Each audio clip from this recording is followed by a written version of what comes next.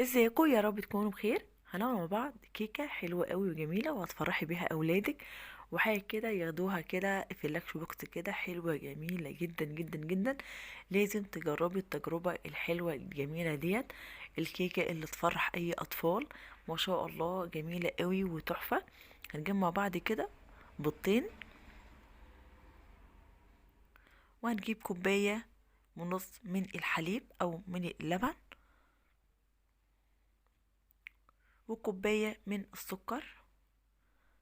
هنقلبهم كده مع بعض.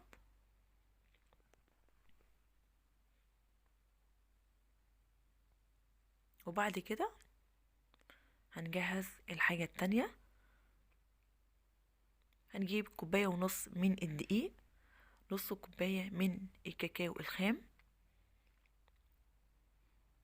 هنقلبهم كده مع بعض.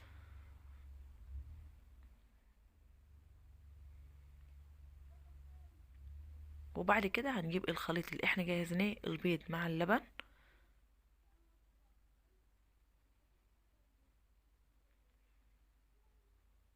طبعا انا لسه ما ضفتش الفانيليا ولا البودر. وهنضيف فيه ربع كوباية من الزيت.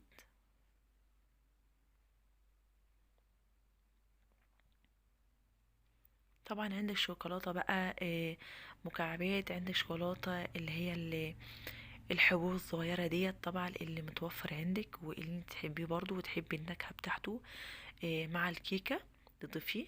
انا ضفت مكعبات الشوكولاتة، قطعها كده كده بالسكينة، تمام. وبعد كده ضفت طبعا شوكولاتة اللي هي المحببات الصغيرة. وبعد كده طبعا هنضيف باكو من البودر وباكوين من الفانيليا.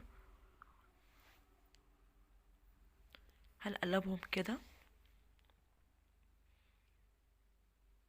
وبعد كده طبعا طبعا هنعملهم زي ما انت شايفه كده. طبعا لو عاوزه تعمليهم طبعا في صينيه تانية ممكن تعمليها، ممكن عاوزه تعمليهم نفس كده اللي انا هعملهم، تمام ماشي.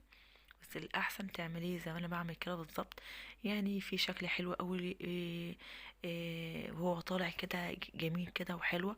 وكمان الشوكولاتة بتكون سايحة مع الكيكة كده من جوه، بتكون شكلها روعة قوي وشكلها جميل. طبعا هنظبط طبعا هنولع البوتاجاز على 180، وهنطلعها طبعا لمدة 15 دقيقة، نطلعها على طول.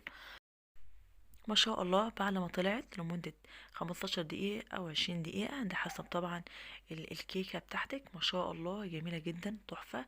هتفرحي بها أولادي. وكمان السكر بتاعها مش أوفر، يعني كوباية سكر حلوة أوي كويسة. طبعا تتاكل طبعا مع لبن، مع نسكافيه، مع شاي. ما شاء الله جميلة جدا وروعة. أتمنى يكون الفيديو بتاعي يعجبك، أتمنى منك بلايك وشير. مع ألف سلامة.